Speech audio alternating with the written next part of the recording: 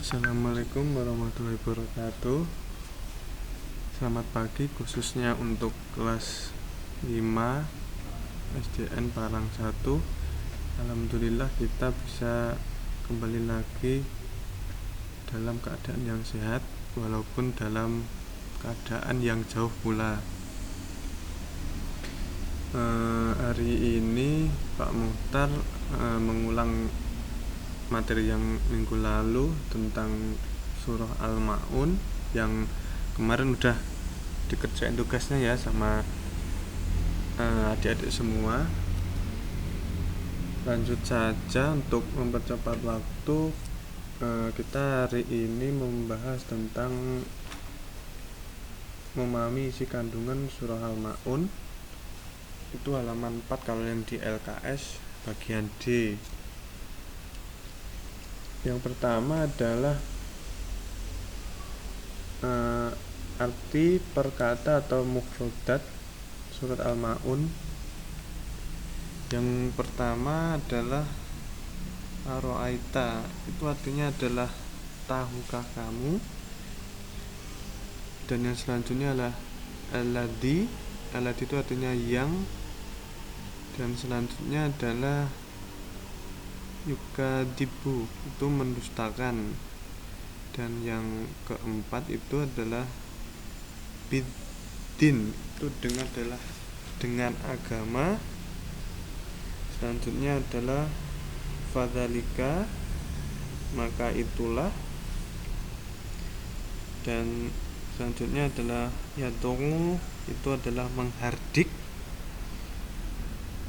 Selanjutnya ayatima, itu artinya adalah anak yatim. Dan wala itu dan tidak. Selanjutnya yahudu, itu menganjurkan. Dan ala, itu atas. To'am atau to'ami adalah memberi makan. Selanjutnya adalah al-miskin, itu orang miskin. Selanjutnya adalah wailun, itu adalah maka celakalah. Dan selanjutnya adalah lil musholin, itu orang yang sholat. Selanjutnya adalah alladzina hum, mereka yang. Dan selanjutnya adalah man sholatihim, dari sholat mereka. Selanjutnya adalah sahun, itu adalah lalai. Dan masih lagi adalah yuroun, itu berbuat riya. Dan wayam naun, itu dengan enggan. Selanjutnya ada al-ma'un, adalah pertolongan. Itu adalah mufradat dari surah Al-Ma'un. Mungkin mbak-mbak dan mas-mas bisa belajar di rumah yang udah ambil KS. Ada yang belum, soalnya belum diambil ke sekolahan. Nanti kalau memang belum bisa baca, bisa belajar di rumah sendiri, soalnya tidak bisa ketemu di sekolahan secara langsung. Mungkin bisa minta bantuan orang tua atau yang di masjid, di TPA kalau sore, tidak apa-apa. Dan juga pahami artinya ya, biar tahu, soalnya setiap surat Al-Quran itu ada di kehidupan kita tiap hari. Makanya pahami dan bisa menjalankan apa yang diperintahkan oleh Allah, dan menjauhi apa yang menjadi larangan Allah Subhanahu wa ta'ala.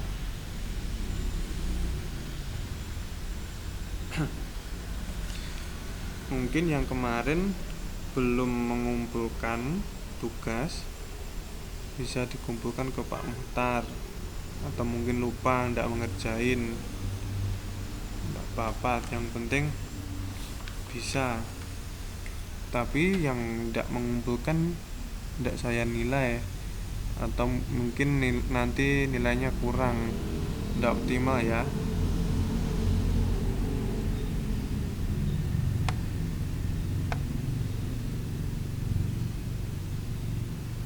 Untuk surat Al-Ma'un sendiri itu seharusnya kelas 5 udah hafal semua ya, soalnya pendek ayatnya, ayat 1 sampai 7, nggak terlalu panjang. Kemarin kan kita udah bahas lewat daring juga, dan udah Bapak bacain yang kemarin tuh ayat 1 sampai 7. Bagi yang udah ambil KS itu halaman 3 tuh juga ada potongan per kata biar enak bacanya. Belum yang belum bisa baca itu dari Bismillah sampai ayat ke-7 itu ada semua. Nanti biar enak belajarnya, pokoknya dipotong per kata ini. Sama ini juga di baliknya yang artinya tadi per kata semua ini. Dan selanjutnya tentang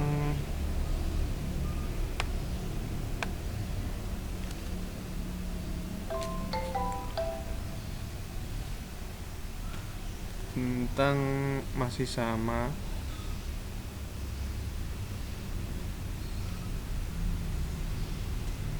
tentang isi kandung. Ini tadi masih membahas tentang kandungan surah Al-Ma'un. Selanjutnya itu halaman 5. Kalau belum ambil LKS, halaman 5 itu kandungannya adalah surat Al-Ma'un menjelaskan mengenai orang-orang yang mendapat ancaman karena menistakan agama. Sifat-sifat mereka diantaranya yang pertama adalah tidak menyayangi anak yatim dan fakir miskin. Orang yang menistakan agama yaitu mereka yang tidak mempunyai kasih sayang pada anak yatim. Pada mereka itu golongan yang patut dikasihi karena mereka tidak memiliki orang tua yang mengasihinya. Menghardi anak yatim maksudnya ketika anak yatim tersebut datang, orang tersebut menolaknya dengan kasar. Contohnya, kita sebagai muslim, kita harus menyayangi fakir miskin. Dan begitu pula perlakuannya terhadap fakir miskin. Padahal fakir dan miskin sangat butuh pada makanan. Orang yang mendustakan agama enggan memberikan makan pada orang miskin karena hatinya telah dikuasai sikap kikir. Dan selanjutnya adalah orang yang lalai dari sholatnya. Yang dimaksud lalai dari sholat bisa mencakup beberapa pengertian. Yang pertama, lalai dari mengerjakan sholat atau meninggalkannya. Ini mungkin lagi main atau lagi di rumah teman lupa tidak mengerjakan sholat, bisa aja. Yang selanjutnya adalah lalai dari pengerjaannya dari waktu yang ditetapkan oleh syariat. Maksudnya di sini kita melaksanakan sholat itu seharusnya misal duhur dari jam 12 telat sampai setengah 3 sampai akhir waktu. Itu sebenarnya tidak boleh kecuali dalam keadaan darurat atau perjalanan. Yang ketiga sama yang nomor 2, mengerjakannya selalu di akhir waktu.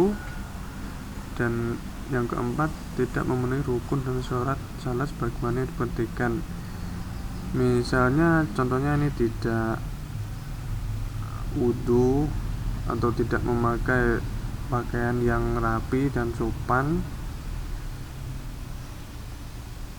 ataupun kalau pas berjamaah sama temennya bercandaan itu adalah yang lalai, tidak boleh. Yang terakhir adalah tidak khusyuk dan tidak merenungkan yang dibaca dalam sholat. Dan yang ketiga, mereka yang riya dalam ibadah. Riya adalah ingin amalannya nampak di hadapan orang lain. Ibadahnya tidak ikhlas karena Allah. Istilahnya ingin cari muka atau pamer. Di antara tanda orang-orang riya dalam sholatnya adalah yang pertama, seringnya mengakhirkan waktu sholat tanpa ada uzur. Tanpa uzur ini adalah tanpa ada penjelasan. Yang selanjutnya adalah melaksanakan ibadah sholat dengan malas-malasan. Itu kita tidak boleh seperti itu ya, soalnya kita adalah ada syariatnya dalam sholat atau beribadah kepada Allah Subhanahu wa Ta'ala. Dan selanjutnya adalah enggan menolong orang lain dengan harta atau sesuatu yang bermanfaat. Orang yang menistakan agama, mereka yang enggan memberi atau meminjamkan barang kepada orang lain ketika saudaranya butuh. Sebagaimana yang dikatakan oleh sahabat Ali bin Abi Thalib, yaitu jika ada yang ingin meminjamkan timba, periuk atau kampaknya, maka ia enggan meminjamkannya. Jadi nggak boleh ya seperti itu. Kita harus saling tolong menolong dalam kehidupan sehari-hari. Dan selanjutnya kan udah membahas beberapa materi minggu kemarin juga minggu ini. Selanjutnya adalah mengerjakan soal halaman 5 ayat nomor 1 sampai nomor 5. Selanjutnya yang halaman 6 itu pilihan ganda nomor 1 sampai nomor 15. Dan selanjutnya habis itu adalah halaman 7 yang istilah titik-titik di bawah ini itu nomor 1 sampai nomor 10. Dan selanjutnya nomor 3 itu nomor 1 sampai nomor 5.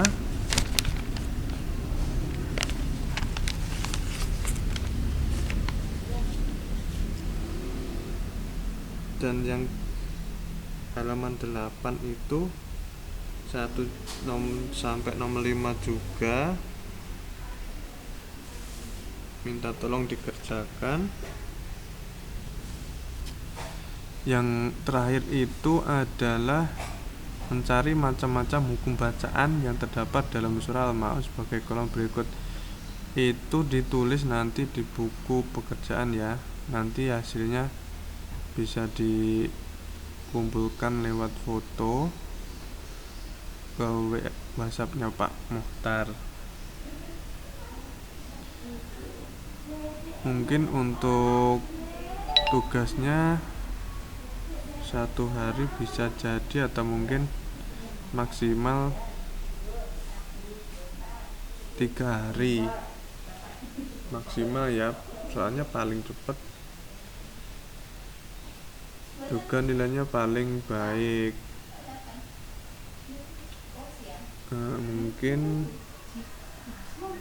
Mungkin hari ini kita belajarnya cukup sekian dan selamat mengerjakan. Tugasnya Pak Muhtar tunggu. Baik-baik di rumah, jaga kesehatan, dan semoga Allah selalu melindungi kita, amin. Mungkin cukup sekian. Assalamualaikum warahmatullahi wabarakatuh.